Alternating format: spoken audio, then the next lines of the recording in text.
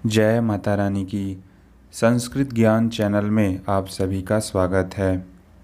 ये तो सभी को पता है कि कलयुग में धर्म, सत्य, पवित्रता, आयु, बल ये सब कम हो जाएंगे। जिसके पास पैसा होगा लोग उसी को सब कुछ मानेंगे। लड़के लड़कियों का विवाह उनकी ही इच्छा से होगा। आज के समय में जो जितना छल कपट कर सकेगा वह उतना ही व्यवहार कुशल माना जाएगा। स्त्री पुरुष में धर्म संबंध नहीं बल्कि केवल शारीरिक संबंधों की ही महत्ता रहेगी। यहाँ तक कि न्याय लेने के लिए धन ही मार्ग प्रशस्त करेगा, अर्थात बिना पैसे के तो न्याय भी नहीं मिलेगा। जो व्यक्ति बोलचाल में जितना चालाक होगा वह उतना ही बुद्धिमान माना जाएगा। ब्राह्मण, क्षत्रिय, वैश्य अथवा शूद्र में जो ज़्यादा सामर्थ्यवान होगा, अर्थात जिसके पास ज़्यादा पैसा होगा, उसी का प्रभुत्व चलेगा। देश को चलाने वाले और लुटेरों में कोई अंतर नहीं रह जाएगा। कलयुग में लोग अपनी जान बचाने के लिए वन पर्वतों में जाकर के रहने लगेंगे। वर्षा में कमी आ जाएगी।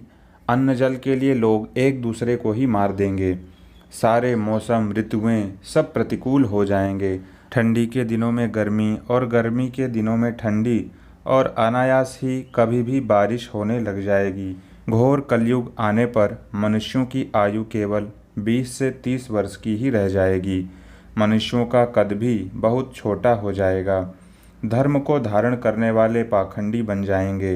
वृक्षों में केवल कांटे वाले पेड़ ही शेष रह जाएंगे। पूरे विश्व में जनसंख्या धीरे धीरे कम होने लग जाएगी। जब कलयुग में धर्म न के बराबर रह जाएगा, तब शंभव नामक एक गांव में विष्णुयश नाम के ब्राह्मण के घर में कल्कि भगवान का जन्म होगा। मित्रों, प्रत्येक युग में 4 चरण होते हैं। इस समय कलयुग का पहला चरण चल रहा है। कलयुग की आयु 4,32,000 वर्ष है, जिसमें कलयुग के 5,500 वर्ष बीत चुके हैं। भगवान कल्कि देवदत्त नाम के घोड़े पर सवार होकर दुष्टों को अपनी तलवार से मौत के घाट उतार देंगे। एक एक करके जितने भी दुष्ट, पापी, चोर, डाकू, लुटेरे होंगे, सब शीघ्र ही मृत्यु को प्राप्त हो जाएंगे। जब सभी दुष्ट पापियों का संहार हो जाएगा, तब पहले की तरह ही फिर से धर्म की स्थापना हो जाएगी और वहीं पुनः फिर से सतयुग का आरंभ हो जाएगा। जिस समय चंद्रमा, सूर्य और बृहस्पति एक ही समय पर एक ही साथ पुष्य नक्षत्र के प्रथम पल में प्रवेश करके एक ही राशि पर आते हैं, उसी समय सतयुग का प्रारंभ होता है।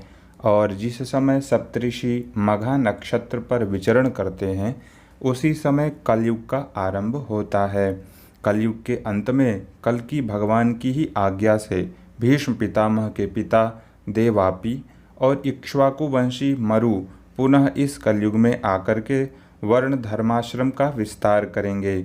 मित्रों, आपको ये बात समझ लेनी चाहिए कि समय कभी एक जैसा नहीं रहता है। समय हमेशा बदलता रहता है और इसका तो नाम ही है संसार, अर्थात संसरति इति संसारः, जो धीरे धीरे प्रतिक्षण सरकता रहता है, खिसकता रहता है, कभी एक जैसा नहीं रहता है।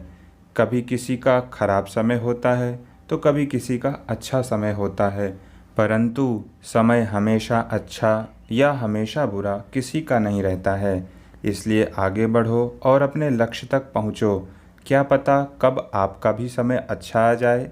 अतः अच्छे कर्म करते रहो। आशा है यह जानकारी आपको महत्वपूर्ण लगी होगी। हम इसी प्रकार की महत्वपूर्ण जानकारियाँ आप सभी के लिए लेकर के आते रहते हैं, इसलिए हमारे इस चैनल को सब्सक्राइब और हमारे इस वीडियो को लाइक ज़रूर कर दें। जय माता रानी की।